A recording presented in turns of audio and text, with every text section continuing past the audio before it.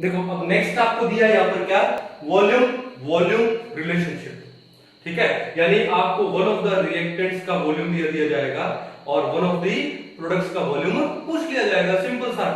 ठीक है, अब उसके अंदर स्टोइकियोमेट्री हमारी कितनी हेल्प करता है कैलकुलेशन में, हम लोग वो देखना है। तो हमारे पास दो बड़े सिंपल सिंपल से न्यूमेरिकल है, एक बार हम लोग ट्राई करके देखते हैं क्या है। तो पहला क्वेश्चन देखो क्या बोलता है कि at 25 degree Celsius, at 25 degree Celsius for complete combustion of 5 mole propane the required volume of O2 at STP will be।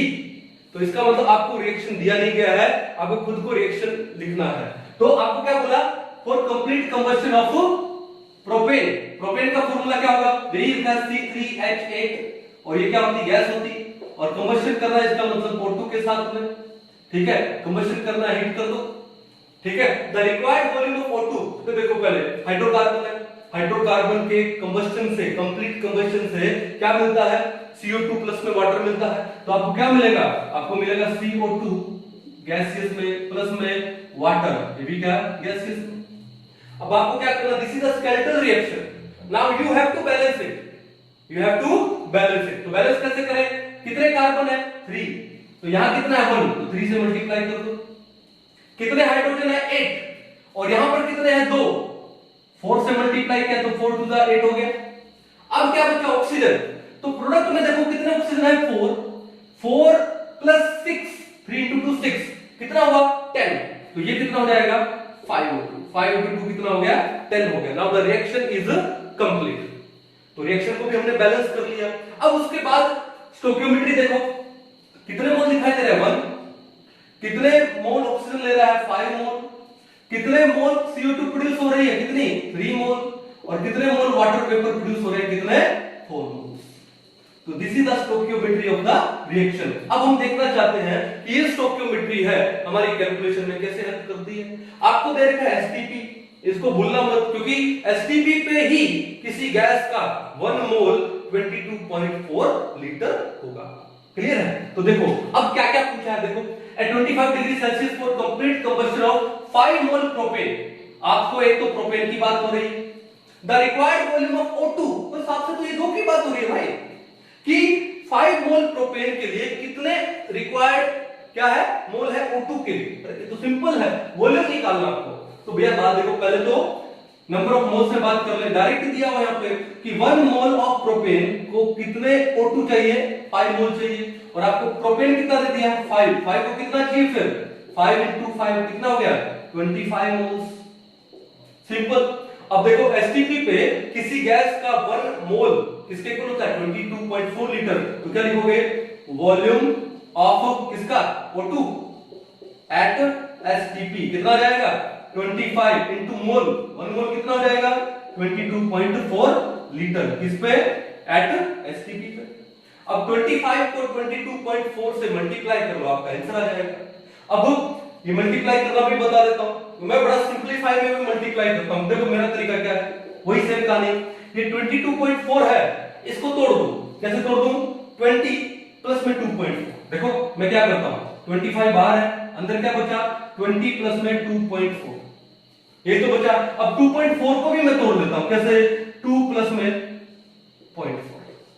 अब देखो 25 into 20 कितना हुआ, ये हो गया आपका 500, 25 into 2 कितना हुआ 50, 25 को 0.4 से करेंगे तो कितना आएगा 10, कितना आएगा 10, 50 प्लस 10 60 प्लस 500 कितना हुआ 560 लीटर, कितना जाएगा 560 लीटर, सिंपल।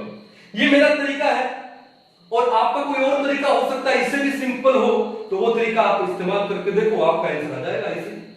तो ये बड़ा सा एक हलवा क्वेश्चन था, झंडू क्वेश्चन था, झंडू का मतलब बिल्कुल बकवास था क्वेश्चन, उसको झंडू बोलते। चलो अब नेक्स्ट क्वेश्चन देखो यहां पर क्या है, तो क्या है नेक्स्ट क्वेश्चन कि at 100 degree Celsius okay for complete combustion of 1.12 litre of butane the produce volume of H2O gas and CO2 gas at STP। यानी पहले तो आपको रिएक्शन लिखनी है, ब्यूटेन का कंबस्शन हो रहा है, तो ब्यूटेन क्या है C4H10 गैस है, कंबस्शन करोगे O2 गैस, टेंपरेचर कितना है 100 डिग्री सेल्सियस, ठीक है। तो वॉल्यूम क्या क्या प्रोड्यूस होगा, एक तो प्रोड्यूस होगा CO2 गैस और एक प्रोड्यूस होगा क्या H2O gas. So this is the skeletal reaction. Now our next step is to balance it. Balance करो. कितने कार्बन है 4, यहाँ कितने कार्बन है 1, तो मल्टीप्लाई कर दो 4 से, ठीक है। यहाँ कितने हाइड्रोजन है 10, यहाँ कितने हैं 2, मल्टीप्लाई कर दो किससे 5 से, 5 2 10 हो जाएगा। अब बचा ऑक्सीजन, तो प्रोडक्ट में आ जाओ, कितने ऑक्सीजन हुए 4 into 2 8, 8 plus 5 कितना हुआ 13, और ये है 2, तो ये हो जाएगा 13/2। तो ये हमने रिएक्शन को क्या कर लिया, बैलेंस कर लिया। अब आगे देखो किसके बारे में पूछता है कि for complete combustion of 1.12 litre of butane, आपको ब्यूटेन की बात हो रही है, the produced volume of water and CO2 निकालना है, तो ये दो निकालना है। तो भैया बात देखो, पहले स्टोइकियोमेट्री पे आ जाता है। तो ये कितना है इसका स्टोइकियोमेट्री 1, इसकी जरूरत नहीं है, छोड़ दो, ठीक है। ये कितना है 4 और ये कितना है 5, ठीक है। इसका मतलब क्या है कि जो 1 मोल ऑफ ब्यूटेन है कंप्लीट कंबस्शन पे 4 मोल ऑफ कार्बन डाइऑक्साइड देगा and 5 mole of water vapours देगा। क्लियर है। तो देखो ये बात हुई किसमें, मोल में, लेकिन आपको क्या दिया, ब्यूटेन का वॉल्यूम दिया, ठीक है। तो देखो बात, पहले मैं इन दोनों का काम कर रहा हूं, देखो इन दोनों को ले लेते हैं फिर। ओके, तो 1 मोल कितने मोल दे रहा है 4, तो इस 1 मोल है, आपको क्या दिया इसने, लीटर, वॉल्यूम दिया है, क्या दिया है, वॉल्यूम। तो एक बात बताओ कि 1 मोल में एट एसटीपी, इस पे बात हो रही है, एट एसटीपी 1 मोल गैस का वॉल्यूम कितना होता है 22.4 लीटर। तो भैया बात ये है कि 22.4 लीटर, क्या है ये 22.4 लीटर। कितने लीटर आपको CO2 देगा, 4 into 22.4, ये तो देगा। तो 1 लीटर कितना देगा, वो देगा आपको कितना 4 into 22.4 अपॉन में 22.4। इसकी तो जरूरत ही नहीं थी, डायरेक्ट कर सकते थे, क्योंकि जितने मोल है लास्ट में लीटर पे तो उतना ही आना है भाई। तो आपके पास कितना लीटर है 1.12 लीटर, कितना आएगा 4 into 22.4 अपॉन 22.4 into 1.12 लीटर। मैं आपसे फिर से कह रहा हूं कि जब मैं बिगिनिंग में स्टोइकियोमेट्री समझा रहा था तो मैंने क्या, हमने किसका एग्जांपल लिया था, हेबल प्रोसेस का, N2+3 to give you 2NH3। तो हमने क्या बोला, नंबर ऑफ मोल्स लिए, फिर हमने एसटीपी पे उनको मल्टीप्लाई किया, वॉल्यूम में कन्वर्ट किया 22.4 से मल्टीप्लाई करके, फिर दोनों साइड में 22.4 से डिवाइड कर दिया, यानी जो इनके नंबर ऑफ मोल्स का स्टोइकियोमेट्री है वही इनके वॉल्यूम का स्टोइकियोमेट्री है।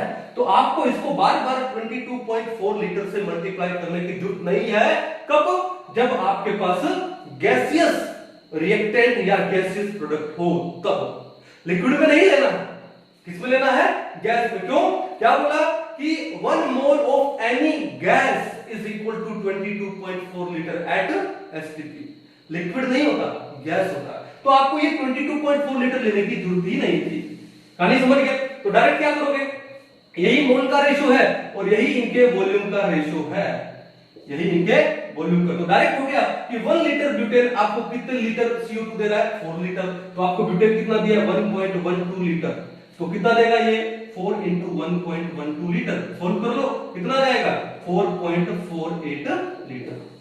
4.48 लीटर आपके पास CO2 प्रोड्यूस हो जाएगा। और यहीं से सोल्व कर लेता हूं इसको कि 1 लीटर ब्यूटेन आपको 5 लीटर वाटर वेपर्स देगा, तो 1.12 लीटर कितना देगा, तो ये हो जाएगा 5 into 1.12 लीटर, तो कितना जाएगा 5.60 लीटर। तो क्या आएगा 4.48 litre of CO2 and 5.60 litre of water vapours will be produced. कितना इजी क्वेश्चन था ना, मजा नहीं आया, बड़ा इजी था। थोड़ा सा इससे थोड़ा सा एक लेवल अप का हम लोग क्वेश्चन लेते हैं, तब तक एक बार आप इसको उतार लो। चलिए नेक्स्ट क्वेश्चन क्या दिया, देखो यहाँ पे कि 3 litre of mixture of propane and butane on complete combustion gives 10 liters of CO2, find the composition of mixture। ये उससे एक स्टेप अप हो गया कि आपको एक मिक्सचर दिया है प्रोपेन और ब्यूटेन का, और दोनों का मिलाकर के वॉल्यूम 3 लीटर है, और आपको निकालना है कि भैया प्रोपेन का वॉल्यूम कितना था इंडिविजुअल और ब्यूटेन का इंडिविजुअल वॉल्यूम कितना था। बोला ना, कंपोजिशन ऑफ मिक्सचर निकालना, ठीक है। तो अब ऐसे क्वेश्चन को कैसे करोगे, तो एक काम करते हैं, आपको देखो प्रोडक्ट में क्या बोला है कि ये क्या देते हैं 10 लीटर ऑफ CO2 देते हैं। तो एक काम करते हैं, कंबस्शन भी क्या बोला उसने, कंप्लीट कंबस्शन बोला है, ठीक है ना। तो एक काम करें, देखो ध्यान से देखो, सॉल्यूशन क्या है कि हमको प्रोपेन और ब्यूटेन का इंडिविजुअल वॉल्यूम निकालना है, दोनों का वॉल्यूम 3 लीटर है। तो एक काम करो, किसी एक का वॉल्यूम को अज्यूम कर लो। जैसे मान लो कि लेट वॉल्यूम ऑफ प्रोपेन ले लो C3H8, आप ब्यूटेन भी ले सकते हो। लेट वॉल्यूम ऑफ प्रोपेन कितना ले लिया आपने, x लीटर ले लिया। अगर आप ब्यूटेन भी ले सकते हो, ब्यूटेन का x लीटर मान लो। और आप ले लो क्या, वॉल्यूम ऑफ ब्यूटेन कितना, C4H10। अगर ये x माना है तो टोटल कितना है, 3 लीटर। तो वो कितना हो गया, 3 - x लीटर। मैं फिर से कह सकता हूं कि आप ये x लीटर मान सकते हो, इसको 3 - x मान लोगे, और अगर इसको x माना है तो इसको क्या मान लोगे, 3 - x मान लोगे, क्योंकि दोनों का वॉल्यूम मिलाकर के कितना है, 3। x प्लस में 3 - x करो तो plus x minus x cancel out हो गया, क्या बचा 3। सिंपल था ये। तो अब देखो ध्यान से कि ये इसका वॉल्यूम मान लिया, अब इन दोनों का कंप्लीट कंबस्शन कर दो, सेपरेटली कर दो। जैसे मान लो C3H8 है, ठीक है, प्लस में क्या हो जाएगा O2, क्या दे रहा है आपको, क्या देगा, CO2। कितने कार्बन है, 3, तो आगे क्या लगा दोगे, 3, प्लस में कितने हाइड्रोजन है, 8, क्या लगा दोगे, 4H2। हमको किससे मतलब है, या तो रिएक्शन बैलेंस करने की भी जरूरत नहीं है, हमको मतलब किससे है, हमको इससे मतलब है और हमको इससे मतलब है, दैट्स इट। बाकी को छोड़ दो, आपका टाइम सेव हो जाएगा। अब ये देखो, क्या ये बैलेंस है, 3 कार्बन है, 3 कार्बन है, दैट्स इट। क्लियर है। अब देखो कि ये x लीटर, पहले तो ये देखो इन दोनों का स्टोइकियोमेट्री क्या है, 1:3, 1 क्या आ रहा है, 3 आ रहा है। कि इसका मतलब क्या है कि 1 लीटर प्रोपेन है, कंप्लीट कंबस्शन पे 3 लीटर क्या देगा, CO2 देगा।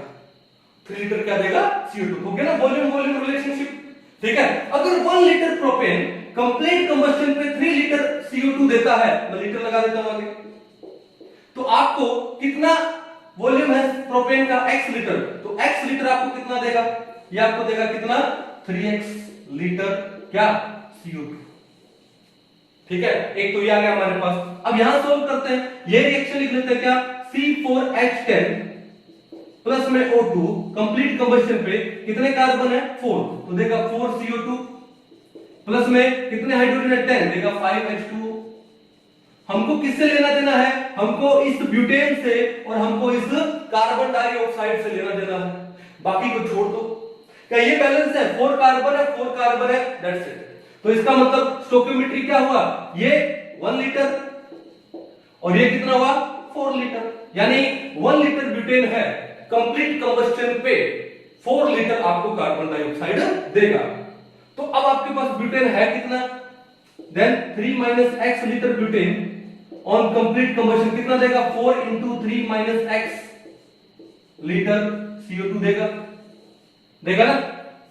अब टोटल CO2 आपके पास कितनी आ गई, टोटल वॉल्यूम ऑफ CO2, ठीक है, कितना आ गया, 3x यहां से प्लस में 4 × 3 - x, तो डायरेक्ट लिख दो 4 × 3 - x। ये टोटल वॉल्यूम होगा CO2 का, और वो टोटल वॉल्यूम कितना दे रहा है भैया आपको, 10 लीटर दे रहा है। तो इक्वल कर दो किसके, 10 लीटर के। तो यहां से हम लोग x की वैल्यू फाइंड करेंगे, तो क्या आएगा, 3x प्लस में ये कितना हो गया, 14 माइनस में 4x, 14 कैसे, 4 3 जा 12, 12 माइनस में 4x इक्वल टू क्या होगा, 10।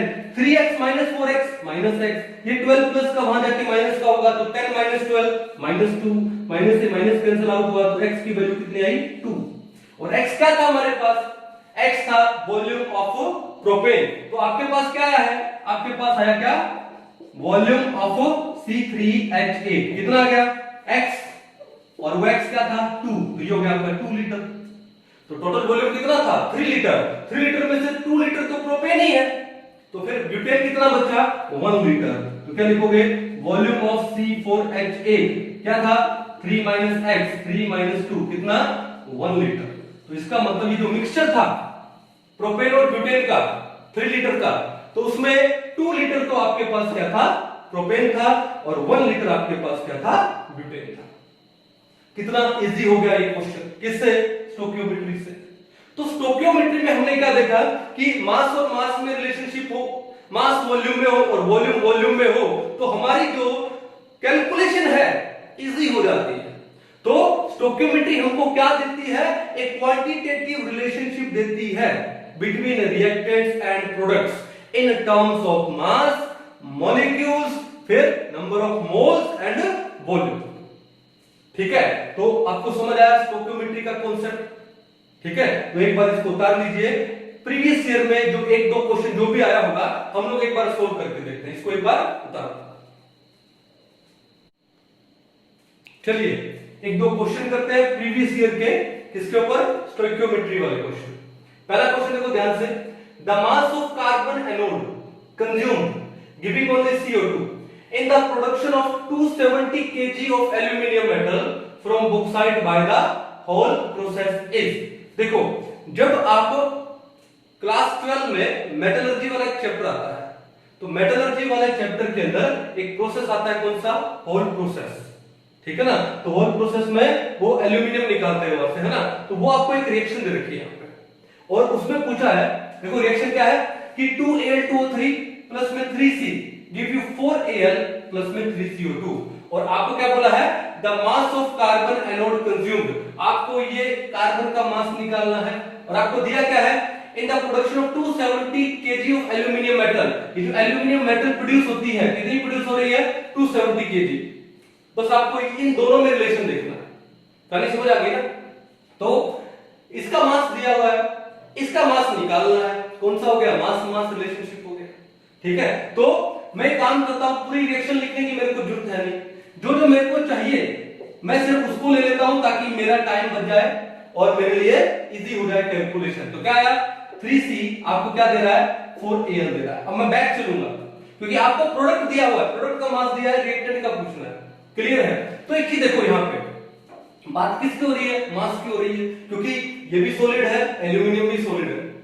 ठीक है ना, तो अब देखो क्या करेंगे कि 4 मोल ऑफ एल्यूमिनियम आपको कितने मोल कार्बन दे रहा है? 3 मोल कार्बन दे रहा है। ठीक है, तो 1 मोल एल्यूमिनियम कितने मोल कार्बन देगा? रिवर्स में ले जाओ, क्या हो जाएगा? 3/4 मोल कार्बन देगा। तो ये हमने निकाल लिया मोल में। अब बात यह है कि आपको ये 270 kg दे रखा है। अब 270 kg एल्यूमिनियम में उसके कितने मोल होंगे? तो नंबर ऑफ मोल निकालना पड़ेगा। राइट में निकालो, number of mole of aluminium कैसे निकालते हैं? गिवन वेट बाय में मोलर वेट, और एल्यूमिनियम है तो क्या हो जाएगा? एटॉमिक वेट हो जाएगा। ठीक है, गिवन वेट कितना है? 270 kg, तो हम kg में ही बात करते हैं। और एटॉमिक वेट एल्यूमिनियम का कितना होता है? 27 कितना जाएगा? 10 आ गया आपके पास kg, तो नंबर ऑफ मोल्स कितने आ गए? 10। अब देखो आंसर जो भी आएगा वो kg में आएगा, वरना पहले आप एक काम करोगे, इस किलोग्राम के ग्राम बनाओगे, आगे 3 जीरो और लगाओगे, फिर डिवाइड करोगे, फिर वो ग्राम को kg में लिया है ना, ये नंबर ऑफ मोल आ गए हमारे पास, मान लो 10। हालांकि नंबर ऑफ मोल 10 नहीं है, नंबर ऑफ मोल में तो आगे भैया 1 2 3 जीरो लगेगी। 10,000 मोल है, क्यों? ये 27 क्या है? ग्राम में है। 27 का है? ग्राम में है। तो इस किलोग्राम को भी क्या बनाओगे? ग्राम बनाओगे। क्या बनाओगे? ग्राम। लेकिन कैलकुलेशन को थोड़ा फास्ट करते हैं। मैं जानता हूं कि ये 27 ग्राम में है, तो मेरे को भी इसको 1000 से मल्टीप्लाई करना है, फिर मेरे पास 10,000 नंबर ऑफ मोल आएंगे। ठीक है, फिर सोल्व करूंगा, ग्राम में आंसर आएगा, फिर उसको वापस में, क्योंकि मेरे से आंसर किस में पूछा है? किलोग्राम में, फिर 1000 से डिवाइड करूंगा। समझ रहे हो ना? मैं एक बार जो बेसिक रूल से थोड़ा सा हटके जा रहा हूं। ठीक है, तो ये हमारे पास, मैं एक बार इसको किलोग्राम में ही रहने देता हूं, तो मेरे पास एक तरह से 10 आ गए। हालांकि गलत है, लेकिन कैलकुलेशन को इजी बनाने के लिए। अब देखो ध्यान से, तो 1 मोल एल्यूमिनियम देता है 3/4 मोल ऑफ कार्बन। तो मुझे बताओ कि 10 मोल एल्यूमिनियम कितना दे देगा? यहां पे रहेगा 3/4 इंटू में 10, कितना हो जाएगा? 3/4 इंटू में 10 कितना आएगा? ठीक है, ये आ गया आपके पास 30/4, या फिर इसको मैं कर दूं 2, इसको मैं कर दूं 5, ये आ गया आपके पास 15/2। ये इतने मोल आ गए, ये इतने मोल आ गए। अब बताओ कि हमको क्या निकालना है? मास निकालना है। तो कार्बन के 1 मोल का मास कितना होता है? 12, तो 15/2 इंटू में 12, तो इसको आ गया 6 पे, 15 6 कितना हो गया? 90 आ गया। अब मैं क्या लगा दूंगा? ग्राम की जगह किलोग्राम लगा दूंगा। कहानी समझ गए ना? तो आपके पास जो वेट आएगा वो कितना जाएगा? 90 किलोग्राम आ जाएगा। ऑप्शन नंबर क्या हो गया? 4 हो गया। क्या हो गया? 4। ये मैंने अपना टाइम बचाने के लिए किया है, लेकिन अगर हम लोग बिल्कुल एक्यूरेट दोबारा से करते हैं, देखो ध्यान से, मैं आपको एक्यूरेट भी समझा देता हूं। ठीक है, हमारा आंसर तो आ ही चुका है, एक्यूरेट और कर लेते हैं कैसे करेंगे। तो क्या करोगे, सबसे पहले नंबर ऑफ मोल्स निकालोगे एल्यूमिनियम के, गिवन वेट कितना है 270 केजी, तो पहले तो उसको ग्राम बनाओ, तो कितना हो गया 270, 1 2 3, ये हो गया ग्राम, अपॉन एटॉमिक वेट कितना होता है उसका 27 ग्राम। अब ग्राम से ग्राम कैंसिल आउट हुआ, 27 से ये गया, तो कितना बचा 1 2 3 4, ये आ गया आपके पास 10,000 मोल्स आ गए, ये आपके पास क्या है 10,000 मोल्स में आया। लेकिन मैं किसकी बात कर रहा हूं, ग्राम की बात कर रहा हूं। तो अब आपके पास देखो कि 4 मोल ऑफ एल्यूमिनियम के लिए कितने मोल ऑफ कार्बन चाहिए 3 मोल, तो 1 मोल के लिए कितना चाहिए 3/4, तो 10,000 मोल के लिए कितना चाहिए 3/4 इनटू में 10,000। क्लियर है, अब इसको सोल्व करोगे तो कितना आएगा 30,000/4, और जब 30,000 एक काम करो, इसको सोल्व मत करो, तो ये तो हमारे पास आ गया नंबर ऑफ मोल, तो मेरे को वेट ऑफ कार्बन निकालना है, सी का मतलब कार्बन, कैसे निकालूंगा, नंबर ऑफ मोल कितना है 3/4 इनटू 10,000, और एक मोल में कितना ग्राम होता है 12 ग्राम होता है, ये आंसर आएगा ग्राम में। अब ये ग्राम में आंसर है, किलोग्राम बनाना है क्योंकि आपको ऑप्शन में किलोग्राम दिए हैं, तो 1000 से डिवाइड कर दो, यही कर दूं 1000 से डिवाइड कर दूंगा तो अब ग्राम की जगह क्या आ जाएगा किलोग्राम, बात तो वही आ गई ना, उससे मेरा टाइम थोड़ा सा बच गया। ठीक है ना, तो अब देखो 3 0 से गया 3 0 4 3 जा 9 इनटू 10 कितना आ गया 90, तो आपका आ गया क्या 90 kg। तो जैसा आपको इजी लगे, क्योंकि देखो कंपटीशन में आपको उनको सोल्व तो करके दिखाना नहीं, आपको जितना फास्ट उनको एक ऑप्शन टिक करके देना है, और इसलिए फास्ट में मैंने आपको बताया था कि माना कि ठीक है ये ग्राम में है, तो मेरे को इसको वो किलोग्राम में है, तो किलोग्राम को ग्राम में कन्वर्ट करने की जरूरत नहीं है, एक बार किलोग्राम पढ़ा रहने दो, यहां पर जो भी आंसर आएगा डायरेक्ट किलोग्राम में आ जाएगा, और वो हमने पहले किया था, सिंपल। कर पाओगे, चलो, तो ये तो था कौन सा 2005 में क्वेश्चन आया था। और उसके बाद देखो यहाँ पे 2008 में क्वेश्चन दिया हुआ, बड़ा सिंपल सा लग रहा है, तो क्या क्वेश्चन है देखो, what volume of O2 measured eight 0 degree Celsius and 1 atmosphere, यानी एसटीपी की बात हो रही है भैया, 0 डिग्री सेल्सियस और 1 एटमॉस्फेयर क्या होता है STP, standard temperature and pressure की बात हो रही है, is needed to burn completely 1 litre of propane. अब देखो एक काम करते हैं, रिएक्शन लिख देते हैं, तो C3H8 इसको क्या करना है बर्न करना है, ये लो O2 कंबस्टन हो रहा है, कंप्लीट हो रहा है, तो क्या बनेगा, ये O2 गैस है, ये बनेगा, कितने कार्बन दिखाई दे रहे हैं 3, तो ये हो गया 3 मोल्स ऑफ CO2, कितने हाइड्रोजन दिखाई दे रहे हैं 1, तो ये हो गया 4 moles of water vapours. Balance कर लेते हैं, बैलेंस कैसे करें कि कार्बन 3 हाइड्रोजन 8 ऑक्सीजन बच गया, कितना है यहाँ पे 4 इन प्लस में कितना हुआ ये 6, 4 प्लस में 6 कितना हुआ 10, और ये है O2, तो ये कितना हो जाएगा 5। अब बात किससे पूछा है, बात आपका एक तो ये पूछा और एक किससे ये पूछा है, व्हाट वॉल्यूम पूछा है, तो वॉल्यूम वॉल्यूम रिलेशनशिप है, तो देखो यहाँ पे क्या है स्टोइकियोमेट्री क्या है 1:5, और वही मोल में है और वही लीटर में है, क्यों मोल को लीटर में कन्वर्ट करोगे एसटीपी पे 22.4, इधर भी 22.4 कैंसिल आउट हो जाएगा, तो यही जो 1:5 है स्टोइकियोमेट्री वही मोल की है वही लीटर की है। अब इसमें क्या बोला, what volume of O2 measured at is needed to burn completely 1 litre of propane. अब यहीं से डायरेक्ट आ गया कि 1 लीटर प्रोपेन को बर्न करने के लिए कितने लीटर O2 चाहिए 5 लीटर। मैं करा फ्री के नंबर दिए उन लोगों ने, ठीक है, तो बहुत इजी क्वेश्चन था ये, तो कितना आ गया 5 litre, simple volume volume relationship.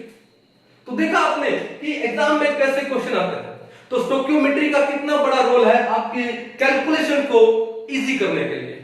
तो ये था स्टोइकियोमेट्री का, अच्छे से इसको उतार लीजिए, ठीक है। अब हम लोग आगे चलेंगे किसके ऊपर, किसके ऊपर, बहुत ही इंपॉर्टेंट कॉन्सेप्ट है जिसका नाम क्या है लिमिटिंग रिएजेंट।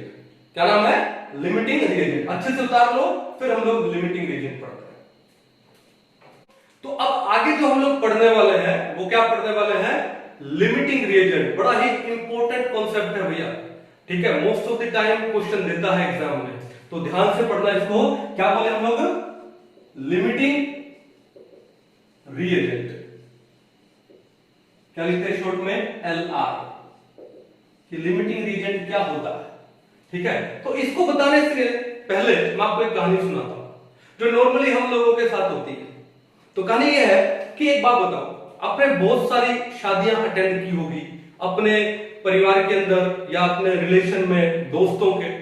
तो हम जिस भी शादी में जाते हैं तो हमारा पहला पर्पस क्या होता है? शादी का नाम सुनते ही आपके माइंड में क्या आता है? अच्छा अच्छा खाना।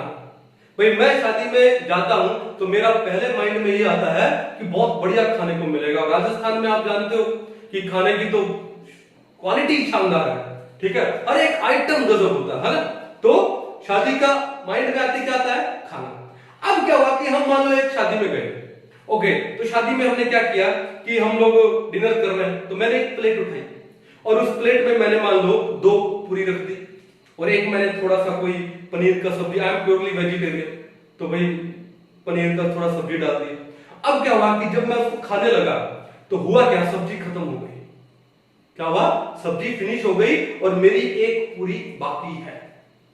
अब मैं गया स्टॉल पे तो मैंने देखा कि वहां पे पूरे काउंटर सब्जी के सब उठ चुके हैं, सब खत्म हो गया, ठीक है। अब इसका मतलब वहां पर सब्जी क्या रह गई है? शॉर्ट रह गई है। तो ऐसी कंडीशन में तो मैं उस बची हुई एक पूरी के साथ क्या करूंगा भाई? अब पूरी अकेली तो खाई नहीं जाती, रूखी पूरी तो खा नहीं सकते हम लोग, तो वो एक बची हुई पूरी तो हम लोग वहां पे कोई डस्टबिन पड़ा है वहां पे डाल देंगे, ऐसा तो होगा। यानी वो मेरे लिए क्या हो गई? वेस्ट हो गई, एक्सेस हो गई। भाई वो पूरी बाद में किसी एनिमल को दी जा सकती है, अच्छे से वेस्ट तो नहीं होगा, यूटिलाइज करेंगे, लेकिन मेरे लिए वो वहां पर क्या हो गई? उस वक्त वेस्ट हो गई। क्यों? क्योंकि अगर मेरे पास वहां पे सब्जी पहले कंज्यूम नहीं हुई होती तो वो पूरी क्या हो जाती? यूज हो जाती। तो क्या सर इस बात का इससे क्या लेना देना? कहने का मतलब है कि जब मैं खाना खा रहा था तो मेरी सब्जी वहां पर लिमिटेड हो गई, शॉर्ट हो गई। तो क्या बोलते हैं कि during a chemical reaction the reactant जो पहले कंज्यूम हो जाता है, the reactant which is consumed completely is known as limiting reagent. मेरी सब्जी वहां पर कंप्लीटली कंज्यूम हो गई, यानी वो लिमिटेड हो गई, शॉर्ट हो गई, तो उसे बोलते हैं लिमिटिंग रिएजेंट। और जो अदर रिएक्टेंट है जो कंप्लीटली कंज्यूम नहीं हुआ रिएक्शन में, यानी जो एक्सेस में रह गया, उसको हम लोग क्या बोलते हैं? Excessive reagent. क्या बोलते हैं उसे? Excessive reagent. समझ आ गया कॉन्सेप्ट? तो लिमिटिंग रिएजेंट क्या होता है कि in a chemical reaction, in a chemical reaction the reactant which is consumed completely, one of the reactants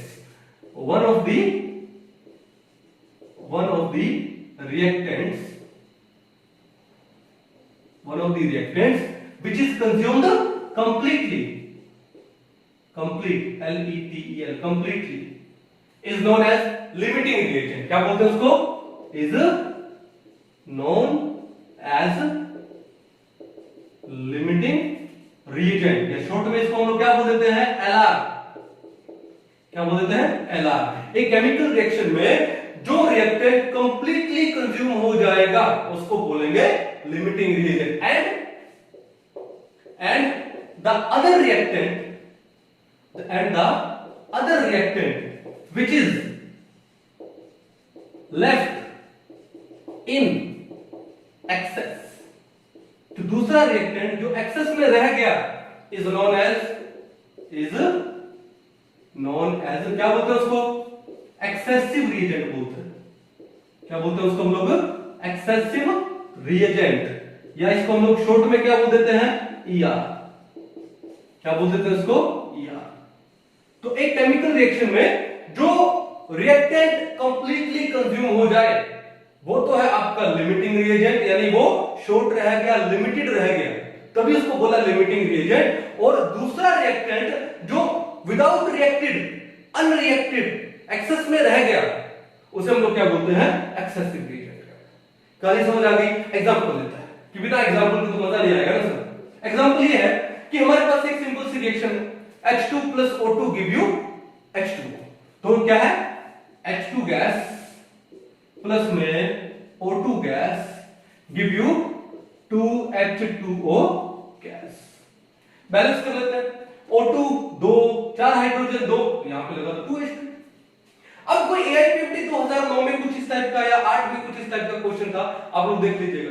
question क्या, देखो क्वेश्चन ये है कि 10 ग्राम, ये आपको दिया हुआ है, क्या है, 10 gram of H2 reacts with 64 gram of O2, ठीक है, और 10 ग्राम ऑफ H2 को 64 ग्राम ऑफ O2 के साथ एक स्टील वेसल में डाला और एक्सप्लोड किया, ठीक है। Then how much amount of water is formed, और वो अमाउंट आपको दिया है मोल में, और क्या क्या दिया है आपको, दिया है 1 मोल, 2 मोल, 3 मोल, और लास्ट में क्या दिया है 4 मोल। यह आपको क्वेश्चन आया था कि 10 ग्राम H2 है, वो 64 ग्राम O2 के साथ रिएक्ट करता है, तो बताओ कितने मोल वाटर प्रोड्यूस होगा। सिंपल सा था। अब देखो ध्यान से, तो सबसे पहले तो मैंने क्या बोला, रिएक्शन लिख ली, बैलेंस केमिकल रिएक्शन लिख ली। तो इस रिएक्शन का हम लोग क्या लेंगे, स्टोइकियोमेट्री लेंगे। क्या लेंगे, स्टोइकियोमेट्री लेंगे। तो क्या है ये 2:1:2, ये तो इसकी स्टोइकियोमेट्री आ गई, ठीक है। यानी 2 मोल H2 रिएक्ट करता है 1 मोल ऑफ O2 के साथ, कंप्लीट रिएक्ट करता है तो वाटर बनता है। यानी ये जब रिएक्शन होती है तो इसमें कोई भी आपका लिमिटेड रिएजेंट नहीं, क्यों कि दोनों के दोनों कंज्यूम हो गए सर, तो फिर तो कोई बात ही नहीं बची ना लिमिटिंग की या फिर एक्सेसिव की। अगर ऐसी कंडीशन आ जाए तो, लेकिन अगर ऐसी कंडीशन ना आए, कोई एक ज्यादा या कम दे दिया जाए, तो कोई एक रिएक्टेंट तो लिमिटिंग हो जाएगा और दूसरा क्या हो जाएगा, एक्सेसिव हो जाएगा। कहानी समझ आ गई। अब देखो आपने लिख लिया स्टोइकियोमेट्री, और ये चीज आपको गिवन है, इसको यूज करेंगे, ठीक है ना। तो इसको मैं एक बार यहां लिख देता हूं साइड में।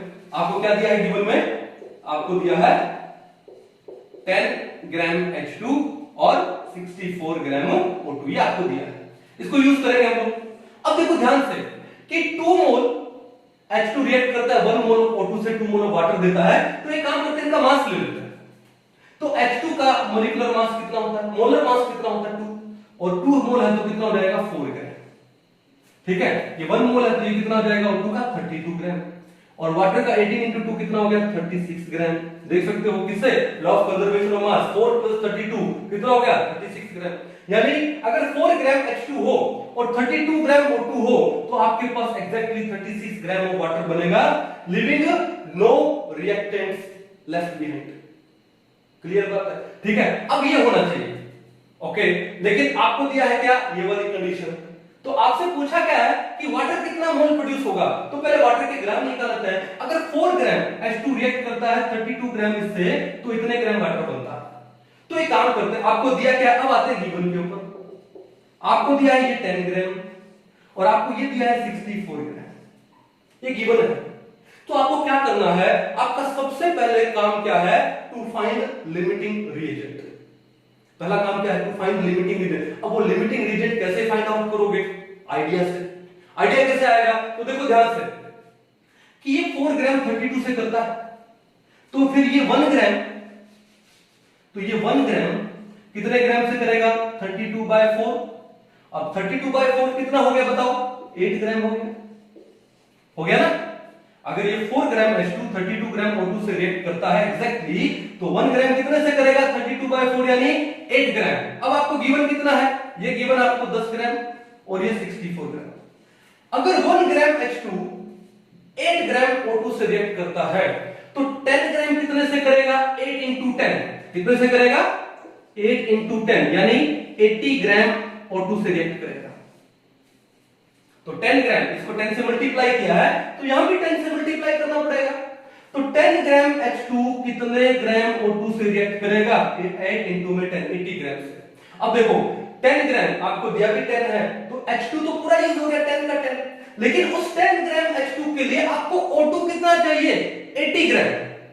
कितना चाहिए 80, लेकिन आपको दिया कितना है 64। कितना दिया है 64।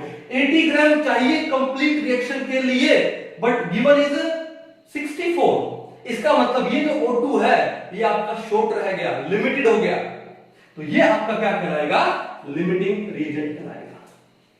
तो आप ऐसे आइडिया से पहले लिमिटिंग रीजेंट फाइंड करो, यूनिटरी मेथड लगा कहानी समझ आ गई? अब देखो, अब बात है once we find the limiting reagent, इस रिएक्शन में हमारा लिमिटिंग रिएजेंट कौन है? O2 है, और एक्सेसिव रिएजेंट कौन हो गया? फिर H2 हो गया। Once we find the limiting reagent, then everything goes according to the limiting reagent. सब कुछ limiting reagent के according ही चलेगा। कैसे चलेगा? देखो ध्यान से एक बार इसको मिटा दूं, एक बार इसको मिटा दूं, ये तो ठीक है, हमको पता लग गया अभी तो limiting reagent हमारा ये। तो limiting reagent के according कैसे चलता है? देखो ध्यान से कि अब देखो सोचने का, पहले मैं क्या बोला था कि 4 ग्राम H2 रिएक्ट करता है 32 ग्राम से। अब मैं क्या बोलूंगा, क्योंकि ये लिमिटिंग रिएजेंट, अब मैं बोलूंगा कि 32 ग्राम O2 रिएक्ट करता है 4 ग्राम से, तो 1 ग्राम O2 रिएक्ट करेगा किससे? 4/32 ग्राम H2 से। तो आपको O2 कितना दिया? 64, तो 64 ग्राम किससे रिएक्ट करेगा? किससे रिएक्ट करेगा? 4/32 इंटू में 64। अब 32/64 कितना हो गया? 2, 4 इंटू 2 कितना हो गया? 8। आपके पास कितना आ गया? 8 ग्राम H2 आ गया। 64 ग्राम O2 दिया हुआ था, कंप्लीटली कंज्यूम हो गया, लिमिटिंग रिएजेंट। लेकिन 10 ग्राम आपको दिया हुआ था H2, कंज्यूम कितना हुआ? सिर्फ 8 ग्राम। तो कितने ग्राम H2 is left behind? 10 - 8, 2 gram of H2 is left behind, और वो आपका क्या है?